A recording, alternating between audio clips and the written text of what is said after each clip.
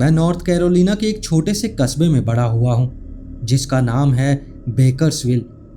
ये जगह Tennessee state line से सिर्फ करीब 16 मील दूर है और उस लाइन के पार फैला है मशहूर अपलाचियन ट्रेल। मुझे तब तक ये कभी एहसास नहीं हुआ जब तक मैं उस इलाके से बाहर नहीं गया कि अपलाचिया में एक अलग तरह की रूह बसती है, खासकर उसके निचले हिस्से में जहां ये ट्रेल ग्रेट स्मोकी माउंटेन्स और पिस्गा नेशनल फॉरेस्ट के बीच से होकर गुजरती है। बेकर्सविल पीसा से करीब 20 मील उत्तर में है, बिल्कुल उस जगह जहां तीनों जंगलों के कोने मिलते हैं।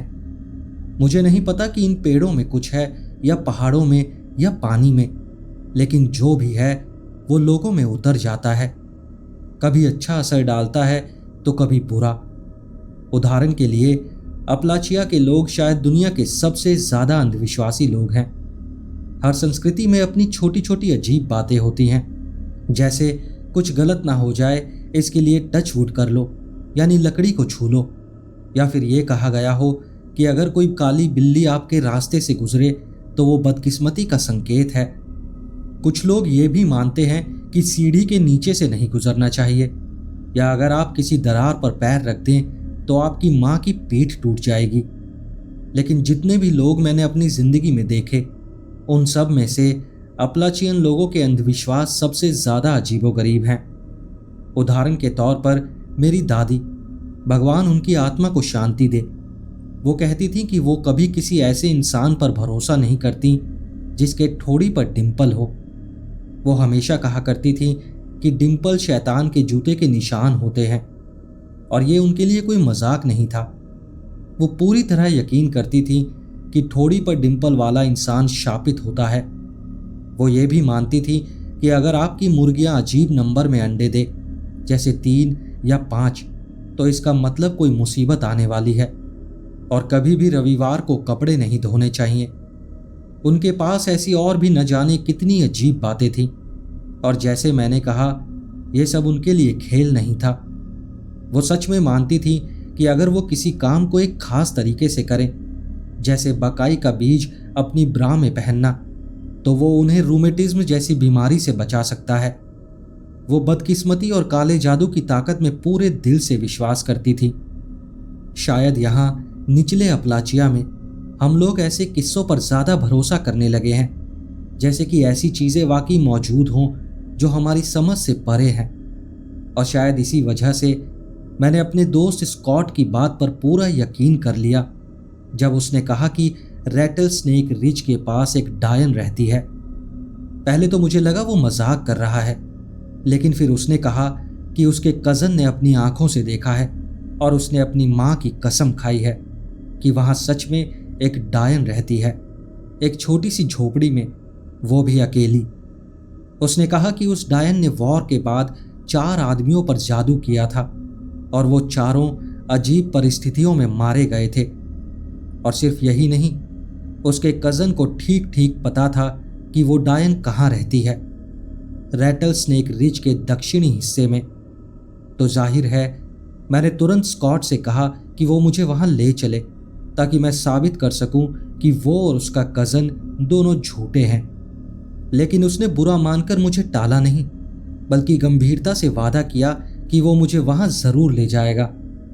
उस वक्त हम 12 और 13 साल के थे, इतने समझदार कि जंगल में घूमकर रास्ता ढूंढ सके, और इतने जिद्दी कि एक दूसरे को गलत साबित करने में लगे रहें। तो एक शनिवार की दोपहर हम दोनों रैटल स्नेक रिज की तरफ निकल पड़े।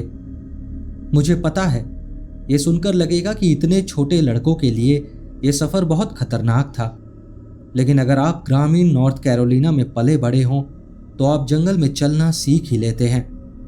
लोग अक्सर दक्षिणी इलाकों के शिकारी या पहाड़ी आदमियों के बारे में बोलते हैं कि वो जंगल में किसी निंजा की तरह चुपचाप चलते हैं, लेकिन ये बस एक मिथ है।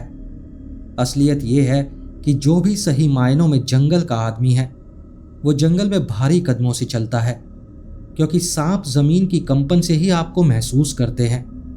और अच्छी बात यह है कि रैटल स्नेक अगर आपकी आहट सुन ले तो वो पहले से ही आपको चेतावनी दे देता है। अगर आप जोर से चलते हैं तो वो खुद ही हट जाते हैं। मैं ये सब इसलिए बता रहा हूँ ताकि आप समझ सकें कि हमारे माता पिता को कोई डर नहीं था कि हम रैटल स्नेक रिज नाम की जगह पर जा रहे हैं। हमारी रफ्तार धीमी थी। लगभग 1 घंटे में हम उस पहाड़ी के पास पहुंच गए। वो जगह पेड़ों से ढकी हुई थी, मानो कोई सोया हुआ विशालकाय दानव वहां लेटा हो। स्कॉट के कजन ने कहा था कि डायन की झोपड़ी रिज के दक्षिणी पूर्वी हिस्से में है और वहां पहुंचने से पहले हमें उसके चूल्हे का धुआं महसूस होगा। कहते हैं उसी चूल्हों पर वो बच्चों के शरीर को पकाती थी, जिन्हें वो पकड़कर मार देती थी और फिर उनकी हड्डियों से जादुई ताबीज बनाती थी। मेरा प्लान ये था कि हम बस थोड़ा घूमेंगे और जब कुछ नहीं मिलेगा तो स्कॉट को समझ आ जाएगा कि उसका कज़न बस बकवास कर रहा था। लेकिन तभी हमें हवा में एक अजीब सी गंध महसूस हुई, कुछ लकड़ी के जलने जैसी, जैसे कहीं पास ही कोई आग जल रही हो या फिर उस डायन की झोपड़ी की चिमनी से निकलता हुआ धुआं हो। स्कॉट तो जैसे उछल पड़ा। मैंने कहा था ना वो झूठ नहीं बोल रहा था। और सच कहूं तो उस वक्त मेरे अंदर भी एक सिरहन सी दौड़ गई। मैं बस वहीं खड़ा रह गया, मेरा मुंह खुला का खुला रह गया। वहां डायन तो छोड़ो, किसी का भी होना कोई सेंस नहीं बना रहा था। वो सब बहुत डरावना था, बिल्कुल वैसे जैसे स्काउट कैंप में सुनाई जाने वाली भूतिया कहानियां होती हैं। धुएं की वो गंध ऐसे समय पर आई थी जैसे किसी कहानी में सही वक्त पर सस्पेंस का मोड़ आ जाता है। मेरी रीढ़ की हड्डी तक ठंडक उतर गई थी, लेकिन मैंने खुद को समझाया, असली दुनिया में डायन वायन कुछ नहीं होती। अगर धुआं है तो मतलब किसी ने आग जलाई है, बस इससे ज्यादा और कुछ नहीं है। जैसे ही मैंने ये सब सोचा, मुझे थोड़ी शर्म भी आई कि मैं कुछ देर के लिए स्कॉट की बेवकूफ़ी में बह गया था और उस शर्म ने मुझे और ज़्यादा जिद्दी बना दिया। अब तो मुझे साबित करना ही था कि उसका कज़न झूठा है, और ये तो मेरे लिए एक दमदार मौका भी था कि मैं स्कॉट को दिखा सकूं कि मैं कितना बहादुर हूं। और इसीलिए मैं उस धुएं के सोर्स को ढूंढने निकल पड़ा। स्कॉट ने मुझे पागल कहा, बोला, तू मरना चाहता है क्या? वो डायन पहले ही 4 आदमियों को मार चुकी है, अब पता नहीं 2 बच्चों के साथ क्या करेगी। मैं भी जानता था कि वहां जो कोई भी होगा वो अजनबियों को देखकर खुश नहीं होगा, लेकिन मैं ये भी जानता था कि डायन जैसी कोई चीज़ नहीं होती। इसलिए मैं भागा नहीं, बस धीरे धीरे आगे बढ़ता रहा और स्कॉट मेरे पीछे पीछे चलता रहा। हम दोनों धुएं की दिशा में चलते गए।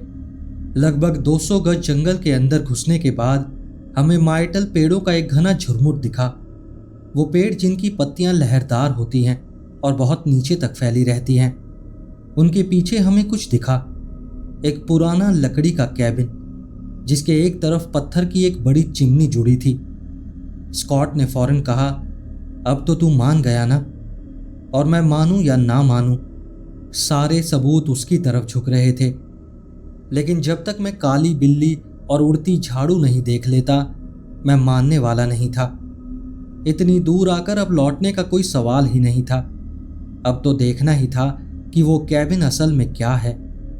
और अगर आपको नहीं पता तो बता दूं कि वैक्स माइटल के पेड़ जमीन के बहुत पास उगते हैं। मतलब अगर आपको उनकी झुरमुट से पार जाना है तो आपको पत्तियों और शाखों के नीचे से झुककर रेंगना पड़ता है। वहां कुछ डॉगवुड के पेड़ भी थे। मतलब हमें उन झाड़ियों के बीच से रास्ता बनाते हुए आगे बढ़ना पड़ रहा था ताकि हम उस लकड़ी के कैबिन को साफ साफ देख सकें। और जब आखिरकार हमने उसे देखा, वो ठीक वैसा ही था जैसा आप किसी डायन के झोपड़े से उम्मीद करेंगे। दरवाजे के पास ही एक झाड़ू खड़ी थी और उसके दोनों तरफ सूखे हुए पौधे, विंड चाइम्स और कुछ अजीब से चाम जैसे ताबीज लटके हुए थे। स्कॉट तो उसे देखकर जैसे पागल हो गया। वो झाड़ू देखकर ही चिल्लाने वाला था और मैं मानता हूं अब तक मैं खुद भी थोड़ा यकीन करने लगा था। लेकिन तभी जब हम दोनों सच में डरने ही वाले थे, वो झोपड़े का दरवाज़ा चर्र की आवाज़ के साथ खुला और बाहर निकली रैटल स्नेक रिज की डायन। उसके बाल सफ़ेद और झड़े हुए थे, चलने में थोड़ी झुककर चलती थी और कसम से उसकी नाक और ठोड़ी दोनों पर मस्से थे। मैं डर के मारे लगभग अपनी पैंट गीली करने ही वाला था।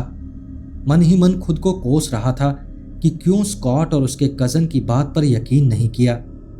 लेकिन मैंने चुप रहने की कोशिश की, पर स्कॉट ने नहीं। उसने कांपती हुई आवाज में अचानक कहा, वो रही डायन। और वो बात उस डायन ने सुन ली। वो झटके से घूमी और आंखें मिचमिचाकर हमारी तरफ देखने लगी। तभी वो चीखी, कौन है वहां? जो भी है बाहर आओ। बस फिर क्या था, मैं और स्कॉट ऐसे भागे जैसे किसी ने हमारी जान खींच ली हो। हम कुछ सुन नहीं रहे थे, कुछ देख नहीं रहे थे, बस जितनी तेज भाग सकते थे भागे जा रहे थे। रैटलस्नेक रिज से दूर, उस डायन से दूर। हमें पहले ही समझ लेना चाहिए था कि ऐसी चीजें ढूंढने जाना बेवकूफ़ी है। हम पूरी तरह हिल गए थे, डर के मारे कांप रहे थे। हमें पूरा यकीन था कि वो डायन हम पर शाप लगा देगी, क्योंकि हमने उसकी ज़मीन पर घुसपैठ की थी। और अब बस वक्त की बात थी कि हम भी उन 4 आदमियों की तरह रहस्यमय मौत मारे जाएंगे। हमने तय किया कि दोनों अपने अपने घर जाकर माता पिता से मदद मांगेंगे। शायद पुलिस को भेजकर उस डायन को मजबूर किया जा सके कि वो अपना शाप वापस ले ले। लेकिन जो भी करना था, हमें जल्दी करना था। तो हमने एक दूसरे को अलविदा कहा, ऐसे जैसे शायद हम आखिरी बार मिल रहे हों। और फिर हम दोनों अपने अपने घर की तरफ भागे। मुझे याद है, मैं पूरे रास्ते अपने आंसू रोकता रहा। लेकिन जैसे ही घर पहुंचा और माँ ने पूछा कि क्या हुआ बेटा, चेहरा इतना पीला क्यों है, तो मैं टूट गया। मैंने उन्हें सब कुछ बता दिया। कैसे मैंने स्कॉट और उसके कज़न की बात पर भरोसा नहीं किया था, कैसे हम उस डायन की ज़मीन पर गए, और अब कैसे हमें लगता है कि हम दोनों शापित हो चुके हैं और जल्द ही मरने वाले हैं। इतना हंगामा सुनकर पापा भी गैराज से बाहर आ गए। दोनों ने मेरी पूरी बात सुनी, फिर आखिर में मुझे शांत करते हुए बोले, बेटा डायन वायन जैसी कोई चीज़ नहीं होती।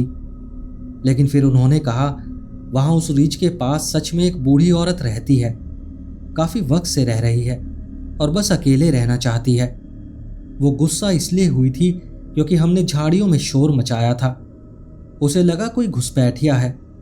उसने तुम पर कोई जादू नहीं किया, तुम मरने वाले नहीं हो। लेकिन अगली बार किसी भी वजह से जंगल में ऐसे मत भटकना, किसी बूढ़ी औरत को परेशान मत करना। जब उन्होंने ये सब समझाया तो मेरे अंदर थोड़ा सुकून आया। लेकिन फिर भी एक बात खटक रही थी, कोई औरत जंगल में अकेली क्यों रहती है? जब मैंने पूछा तो बस इतना कहा गया, यह मामला थोड़ा जटिल है बेटा, वो खुद वहां रहना चाहती है। ऐसा नहीं था कि कस्बे के लोग उससे बुरा व्यवहार करते थे, बस उसने खुद को सबसे अलग कर लिया था। फिर मेरी माँ ने स्कॉट की माँ को फ़ोन किया। दोनों ने बात की ताकि दोनों बच्चों की कहानियाँ एक जैसी रहें। स्कॉट के माता पिता भी बहुत अच्छे लोग थे। उन्होंने भी उसे वही बात कही, वो औरत डायन नहीं है, लेकिन अब कभी उसकी झोपड़ी के आसपास मत जाना। उसके बाद मुझे स्कॉट से फ़ोन पर बात करने दी गई। पहले तो हम दोनों फिर से रोने लगे, फिर धीरे धीरे हंसने भी लगे। डर और राहत दोनों मिलकर एक अजीब एहसास दे रहे थे, और हमें खुद पर भी हंसी आ रही थी क्योंकि हम पूरा स्प्रिंट लगाकर भागे थे एक ऐसी औरत से जो शायद मुश्किल से 2 मील प्रति घंटा चलती होगी। इसके बाद जिंदगी फिर से सामान्य हो गई। कभी कभी मैं उस औरत के बारे में सोचता था, लेकिन अब डर नहीं लगता था, बस अजीब लगता था कि कोई अकेले जंगल में क्यों रहना चाहेगा। मुझे उस पर दया भी नहीं आती थी क्योंकि उसने खुद वो जिंदगी चुनी थी। मुझे कारण नहीं पता था, और सच कहूं तो जानने की इच्छा भी नहीं थी। कस्बे में तो सब लोग उसे बस वो पागल बुढ़िया जो जंगल में रहती है इसी नाम से जानते थे। धीरे धीरे उसके बारे में सुनना किसी आम बात की तरह हो गया था। शायद और भी बच्चों ने अपने माँ बाप से यही सवाल पूछे होंगे। स्कॉट का कज़न अब भी उस डायन की बातें करता था, और हम भी स्कूल में वापस जाकर सबको अपनी कहानी सुनाते थे, कैसे हम वहाँ गए थे और कैसे वो औरत असल में डायन नहीं थी। बाकी बच्चे जब कहते थे कि हम शापित हैं, और जल्दी मर जाएंगे, हम बस हंस देते थे, क्योंकि अब हमें बड़ों की सच्चाई पता थी। बाकी बच्चों के माता पिता ने भी उन्हें वही बात बताई थी कि वो औरत बस एक अकेली अजीब सी बूढ़ी औरत है और उन 4 आदमियों की मौत का उससे कोई लेना देना नहीं था। लेकिन बाद में मुझे पता चला कि वो पूरी सच्चाई नहीं थी। मेरी और स्कॉट की वो छोटी सी घटना, रैटल स्नेक रिज की डायन से मुठभेड़, ये सब 1970 के दशक के बीच में हुआ था। मुझे ये इसलिए याद है क्योंकि तब टीवी पर लगातार वियतनाम की खबरें चल रही थी। कहानी का अगला हिस्सा, जिसका उसी डायन से सीधा लेना देना है, वो हुआ 2004 में, जब मैं और स्कॉट दोनों अपने परिवार से मिलने फिर से बेकर्सविल लौटे थे। बेकर्सविल में शराब पीने की कोई जगह नहीं थी, तो हमें 10 मील दक्षिण स्थित बर्न्सविल जाना पड़ा। वहीं जाकर थोड़ा पीना था। फिर मेरी बहन हमें रात को गाड़ी से लेने आने वाली थी। मैंने स्कॉट को करीब 2 साल से नहीं देखा था, और चूंकि उस रात पैंथर्स का मैच था, मैंने सोचा थोड़ा पूल खेलकर उसकी धुलाई कर दूं। तो हम बर्न्सविल के एक छोटे से बार में पहुंच गए। पैंथर्स तो हार गए, लेकिन मैं पूल में जीत गया, तो हिसाब बराबर हो गया। वो वीक नाइट थी, तो बार लगभग खाली था। बस कुछ लोग अपने बूथ में बैठे थे, और हम 3, मैं, स्कॉट और बार पर बैठा एक बूढ़ा आदमी, तीनों अपने बियर के गिलास खत्म कर रहे थे। हम दोनों पुरानी बातें कर रहे थे, बचपन की, स्कूल की और बाकी सब की। और फिर किसी तरह बात घूमते घूमते उसी किस्से पर आ गई, रैटल स्नेक रिज की डायन पर। हम हंसने लगे अपने बचपन पर और स्कॉट के कज़न पर, जिसने हमें उस वक्त इतना डरा दिया था। लेकिन अब इतने सालों बाद हम दोनों सोचने लगे कि आखिर वो औरत वहां जंगल में अकेली रहती क्यों थी। मुझे यकीन है कि उसे बुरा नहीं लगता था अगर लोग उसे विच कहकर बुलाते थे, क्योंकि उस नाम ने ही लोगों को उसकी जिंदगी में दखल देने से दूर रखा हुआ था। फिर भी ये बात मुझे थोड़ी अजीब लगी कि मैंने कभी ये जानने की कोशिश ही नहीं की कि वो औरत वहां जंगल में अकेली क्यों रहती थी, और वो 4 आदमी कौन थे जिनकी मौत का इल्ज़ाम लोग उस डायन के श्राप पर डालते थे। हम दोनों बस हल्के फुल्के अंदाज में अटकलें लगाने लगे। मुझे याद है मैंने कहा था कि वो अब जिंदा नहीं होगी, वो तो हमारे बचपन में ही बहुत बूढ़ी थी। हम दोनों ने मान लिया कि लगभग 30 साल बाद उसका जिंदा होना नामुमकिन है, जब तक कि वो सच में कोई डायन ना हो। हम उसी के बारे में बात कर रहे थे जब बार के काउंटर पर बैठे एक बूढ़े आदमी ने बारटेंडर से कहा, एक मेरे लिए और एक एक इन दोनों लड़कों के लिए डाल दो, क्योंकि मैं इन्हें एक लंबी और अजीब कहानी सुनाने वाला हूं। उसने हमें पास की सीटों पर आने का इशारा किया और बताया कि वो हमारे ही शहर बेकर्सविल का पुराना निवासी था। हमने उसे धन्यवाद किया, नाम बताया और उसके पास बैठ गए। फिर हंसते हुए पूछा, तो सर आपके पास कौन सी भूतिया कहानी है? मुझे अंदाज़ा लगाना चाहिए था कि इसका ताल्लुक रैटल स्नेक रिज की विच से ही होगा। शायद बियर के असर में दिमाग थोड़ा सुस्त हो गया था। फिर उसने कहा, मैं जानता हूं कि वो औरत उस पहाड़ी पर क्यों रहती थी, और ये भी जानता हूं कि लोग उन 4 आदमियों की मौत उसके साथ क्यों जोड़ते हैं। अब मेरी पूरी दिलचस्पी जाग चुकी थी।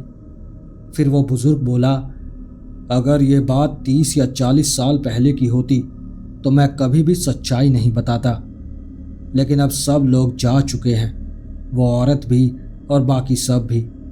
तो अगर अब तुम सच्चाई जान लो तो किसी का भी नुकसान नहीं होगा, खासकर तब जब तुम दोनों ने उसे अपनी आंखों से देखा था।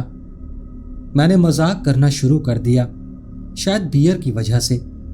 मैंने कहा, तो क्या उस डायन ने उन आदमियों को मेंढक बना दिया था, या फिर झाड़ू पर बैठकर उनकी आत्माएं लेने चली गई थी जब पूरा चांद निकला हुआ था?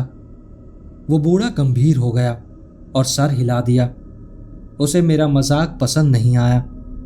उसने कहा, उनकी मौतों में कुछ भी अलौकिक नहीं था, लेकिन हाँ, उनका रिश्ता उस औरत से गहराई से जुड़ा था, और सिर्फ इसी वजह से उसने जंगल में अकेले रहना चुना। अगर उन लोगों में से कोई भी आज जिंदा होता तो मैं तुम्हारे जैसे किसी नालायक बच्चे को ये कहानी कभी ना सुनाता। अगर सुननी है तो बैठ जाओ और ध्यान से सुनो, नहीं तो अपनी बियर लो और किसी झील में जाके कूद जाओ। अब तक मैं समझ चुका था कि वो कोई मजाक नहीं कर रहा था, तो मैं चुपचाप बैठ गया। वो बोला, उन 4 आदमियों में से एक उस औरत का पति था। मुझे एहसास हुआ कि मैंने पूरे मामले को पूरी तरह गलत समझा था। इतने सालों में किसी ने कभी नहीं बताया कि उस डायन का एक शिकार उसका अपना पति था, और ये बात जानकर मुझे वो आदमी एकदम सच्चा लगा। मैंने उसकी बात को ध्यान से सुनना शुरू किया। उस आदमी की आगे की कहानी मैं अपने शब्दों में बताऊंगा। उस औरत का नाम डोरा एन क्विनलैंड था। साल 1941 में उसने एक आदमी से शादी की थी। उसका नाम जेम्स क्रैनवेल था। शुरुआत में उनकी शादी बहुत खुशहाल रही, लेकिन फिर जापानियों ने पर्ल हार्बर पर हमला कर दिया और दुनिया एक पल में बदल गई। क्रैनवेल को फौज में बुला लिया गया और उसे नॉर्थ अफ्रीका में जर्मनों के खिलाफ लड़ाई पर भेज दिया गया। कुछ महीनों बाद उसकी यूनिट से खबर आई कि जेम्स लापता है। कुछ समय बाद सूचना आई कि कई अमेरिकी सैनिकों की लाशें मिली हैं। उन्हें जर्मनों ने पकड़ लिया था, लेकिन कैद खाने ले जाने की बजाय उन कमीने नाजियों ने सबको मार डाला, लाशों को एक ढेर में फेंका और जला दिया। उन जली हुई चीज़ों में से कुछ जेम्स के सामान भी मिले, तो माना गया कि वो भी उन्हीं में था। साल 1942 की गर्मियों के अंत में ये खबर डोना एन को मिली। इस खबर से वो टूट गई। कई महीनों तक काले कपड़े पहनती रही, लेकिन क्रिसमस 1943 तक कहा गया कि वो एक किराना दुकान के क्लर्क के साथ काफ़ी घुल मिल रही थी, जिसे सेना में जाने लायक नहीं माना गया था। कोई भी उसे बुरा नहीं मानता था। हर कोई समझता था कि वो फिर से खुश रहना चाहती है, लेकिन वो अपने पति की याद को दागदार नहीं करना चाहती थी, इसलिए उसने वो रिश्ता छिपा कर रखा। साल 1944 की शुरुआत में उनका अफेयर चलने लगा, लेकिन उसी साल की छुट्टियों तक ये बात धीरे धीरे लोगों में खुलने लगी। फिर भी किसी ने उसे नीचा नहीं समझा। लोग बस ये सोचते थे कि शायद जल्द ही वो फिर से शादी करेगी। लेकिन 1946 की शुरुआत में, जब सबको लग रहा था कि वो और वो क्लर्क अब शादी कर लेंगे, उसे सेना से एक टेलीग्राम मिला जिसने उसकी दुनिया फिर से हिला दी। उसका पति जेम्स आर्थर क्रैनवेल जिंदा था। वो जर्मनी के एक आखिरी युद्धबंदी शिविर में बंद था, जिसे एलाइड आर्मी ने मार्च के दौरान आज़ाद करवाया था। जब वो मिला तो वो मौत के दरवाजे पर खड़ा था। वो जब अमेरिका से गया था तब 180 पाउंड का था, और जब मिला तो उसका वज़न मुश्किल से 95 पाउंड था। एकदम कंकाल जैसा हो गया था। लेकिन अगले कुछ महीनों में उसने वज़न बढ़ाया, फिर से चलना सीखा, और सबसे पहले उसने अपनी पत्नी से संपर्क करने की मांग की। कुछ दिनों बाद डोरा एन को वो खबर मिली। वो और उसका क्लर्क दोस्त जानते थे कि अब उनका रिश्ता खत्म हो जाएगा। जब जेम्स घर लौटा, पूरा शहर उसका हीरो की तरह स्वागत करने आया। डोरा भी वहीं थी, लेकिन एक समस्या थी। वो अपने क्लर्क वाले रिश्ते को ख़त्म नहीं करना चाहती थी, और फिर दोनों ने एक भयंकर गलती कर दी। एक रात जेम्स अपने पुराने दोस्तों के साथ दारू पीकर घर लौटा, और उसने देखा कि उसकी पत्नी उसी क्लर्क के साथ बिस्तर पर थी। उसके बाद जो हुआ वो शब्दों में बयां करना मुश्किल है। जेम्स गुस्से में पागल हो गया। उसने उस क्लर्क की पिटाई कर दी, उसे बेल्ट से बांधकर बिस्तर पर कस दिया और डोरा को सबक सिखाने लगा। लेकिन वो भी काफ़ी नहीं था। जब उसके दोस्त जाने लगे तो उसने उन्हें रोक लिया और कहा कि वो भी उसकी पत्नी को सबक सिखाएं। फिर वो सब मिलकर डोरा को बेरहमी से पीटते रहे और बारी बारी से उसके साथ ज़बरदस्ती की। जब सब कुछ खत्म हुआ तो उस क्लर्क को, जो ये सब कुछ देखने पर मजबूर था, उसे जंगल में घसीट कर ले जाया गया और उसके सर में गोली मार दी गई। फिर जेम्स और उसके दोस्तों ने कुछ ऐसा किया जिससे लाश हमेशा के लिए छिप जाए। किसी को नहीं पता कि उन्होंने लाश का क्या किया, क्योंकि वो कभी मिली ही नहीं। लेकिन डोरा एन को सब पता था। वो जानती थी कि उन लोगों ने उस क्लर्क को मार डाला है। क्रेनवेल ने उसे कुछ दिनों तक घर में बंद रखा और फिर एक दिन उसे नंगे पैर, सिर्फ एक गंदी ड्रेस में घर से निकाल दिया। डोरा सीधे पैदल शहर के शेरिफ ऑफिस तक पहुंच गई और उसने रोते हुए सब कुछ बता दिया। शेरिफ उसी वक्त क्रेनवेल से मिलने गया, लेकिन उसने सब कुछ नकार दिया। उसने कहा, हाँ, जब मैं घर लौटा तो अपनी बीवी को किसी दूसरे मर्द के साथ बिस्तर पर पाया। उसने मुझे मरा हुआ समझ लिया था और शायद उसी गलतफहमी में ये सब कुछ हुआ है। मैंने उसे मारा पीटा ज़रूर और उसे घर से भी निकाल दिया, लेकिन मैंने और किसी को नहीं मारा। वो क्लर्क खुद ही शर्म से भाग गया होगा। अगर वो वापस आ जाए तो मैं उसे माफ़ करने को तैयार हूँ। आखिर उसने मेरी बीवी के साथ जो किया, उसके बाद भी वो जिंदा है। यही उसकी किस्मत की मेहरबानी है।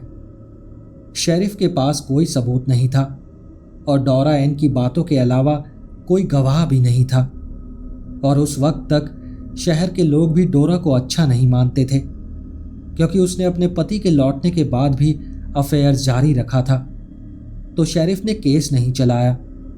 लेकिन ये बात बेकर्सविल के लोगों को हजम नहीं हुई। शहर वालों को सबसे पहले ये दिखा कि वो क्लर्क गायब है, और फिर कुछ दिनों बाद डोरा एन लंगड़ाती हुई शहर आई और शेरिफ को पूरी कहानी सुनाई। और फिर वो खबर आग की तरह फैल गई। लोग मानते थे कि डोरा और उसके प्रेमी को ये रिश्ता खत्म कर देना चाहिए था, लेकिन किसी ने ये नहीं सोचा था कि इसके लिए किसी को मार दिया जाएगा। और जो कुछ क्रेनवेल और उसके दोस्तों ने डोरा एन के साथ किया, वो कभी माफ न किए जाने लायक था। कई लोगों ने शेरिफ से गुहार लगाई कि कुछ किया जाए। शेरिफ ने डेड बॉडी ढूंढने वाले कुत्ते बुलाए, जो क्रेनवेल के घर के आसपास एक शरीर की गंध पकड़ने लगे। ऐसा लग रहा था कि एक लाश हाल ही में कहीं से हटाई गई थी, लेकिन असली शव कभी नहीं मिला। कुत्तों की गंध रैटल स्नेक रिज के पास जंगल में खत्म हो गई। क्रेनवेल ने कहा, किसी और ने मारा होगा, मेरी ज़मीन के पास फेंक दिया होगा, लेकिन मैंने कुछ नहीं करा। मेरी बीवी चाहे तो मुझ पर केस कर ले, मैं तैयार हूं। लेकिन डोरा ने ऐसा कुछ नहीं किया। वो अपने माता पिता के घर चली गई और अपने पुराने बचपन वाले कमरे में बंद होकर गहरे डिप्रेशन में चली गई। पूरा मामला बहुत दुखद और भयानक था, लेकिन शहर वाले इतनी आसानी से इस जुल्म को भूलने वाले नहीं थे। महीने बीत गए। क्रेनवेल और उसके दोस्तों को लगने लगा कि वो बच निकले हैं, लेकिन एक रात बेकर्सविल शहर हमेशा की तरह शांति से सो गया था। अगली सुबह लोग उठे तो देखा पूरा शहर स्टेट पेट्रोल ऑफिसर से भरा हुआ था। रात में क्रेनवेल का घर जलकर राख हो चुका था और कहा गया कि जेम्स क्रेनवेल भी उसी में जलकर मर गया। उसके 2 पुराने दोस्त भी अजीब और भयानक हादसों में मारे गए थे। एक ने साफ सड़क पर गाड़ी मोड़ी और 50 मील प्रति घंटे की रफ्तार से पेड़ से टकरा गया। दूसरा पूरी विस्की की बोतल पी गया और जहरीली शराब से धीरे धीरे मर गया। तीनों की मौत ने कानून व्यवस्था में हंगामा मचा दिया। शेरिफ और फायर डिपार्टमेंट इतने केसों में उलझ गए कि स्टेट पेट्रोल को बुलाना पड़ा। वो घर घर गए और 2 सवाल पूछे। किसी ने कुछ देखा या किसी ने कुछ सुना? और हर किसी ने बस एक ही जवाब दिया, नहीं। किसी ने कुछ नहीं देखा, किसी ने कुछ नहीं सुना, लेकिन 3 लोग मारे गए थे। लोगों ने कहा, यह तो बस एक अजीब इत्तेफाक है। तीनों की मौतें कुछ घंटों के अंतर में, और तीनों ही उस क्लर्क की गुमशुदगी से जुड़े हुए। सिर्फ एक संयोग था, जैसे ये भी संयोग था कि उसी रात, जिस रात क्लर्क गायब हुआ, उसी रात क्रेनवेल के घर पर कोई मारा गया था। तीनों मौतों में से सिर्फ एक को हत्या माना गया। वो थी क्रेनवेल की मौत, क्योंकि उसके घर में आग लगाई गई थी। बाकी दोनों को दुर्घटना कहा गया। जब ये खबर डोरा एन तक पहुंची कहा गया कि वो महीनों के बाद पहली बार मुस्कुराई। उसने ठीक से खाना शुरू किया, रात में सोने लगी और फिर धीरे धीरे जंगल में टहलने जाने लगी। वो रोज सूरज उगने के बाद निकलती और सूरज ढलने से पहले लौटती। वो रैटल स्नेक रिज के उस हिस्से में जाती जहां आखिरी बार कुत्तों को लाश की गंध मिली थी। वो अब भी अपने प्रेमी की लाश ढूंढ रही थी और सालों तक ढूंढती रही। फिर एक दिन वो कभी वापस नहीं आई। लोगों ने कहा कि शायद उसने खुशी कर ली, या शायद सांप ने काट लिया, या फिर किसी भालू ने हमला कर दिया। लेकिन कुछ समय बाद किसी ने जंगल में एक छोटा सा कैबिन देखा। या तो वो नया बनाया गया था या फिर पुराने ढांचे को फिर से तैयार किया गया था। और फिर एक खबर फैली कि डोरा एन अब भी जिंदा है।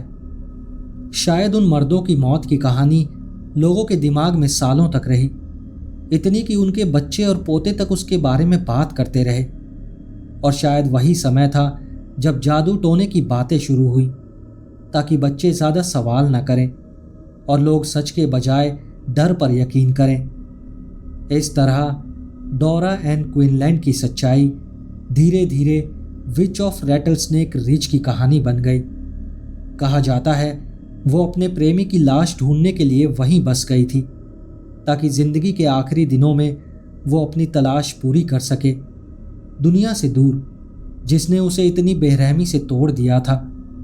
ईश्वर करे वो और उसका खोया हुआ प्रेमी दोनों शांति से सोएं। और शुक्रिया उस बूढ़े आदमी का जिसने उस रात बार में हमें रैटल स्नेक रिज की डायन का असली राज बताया। दोस्तों, अगर आपको ये कहानी अच्छी लगी हो तो इस वीडियो को लाइक ज़रूर करना, और अगर हाइप का ऑप्शन दिख रहा हो तो इस वीडियो को हाइप भी करना। अगर अभी तक आपने चैनल सब्सक्राइब नहीं किया है तो ऐसी और कहानियाँ सुनने के लिए चैनल को भी सब्सक्राइब कर लेना। अगर आप इस चैनल को सपोर्ट करना चाहते हैं तो आप इस चैनल के मेंबर भी बन सकते हैं। तो चलिए मिलते हैं अगली वीडियो में ऐसी ही और कहानियों के साथ। नमस्कार।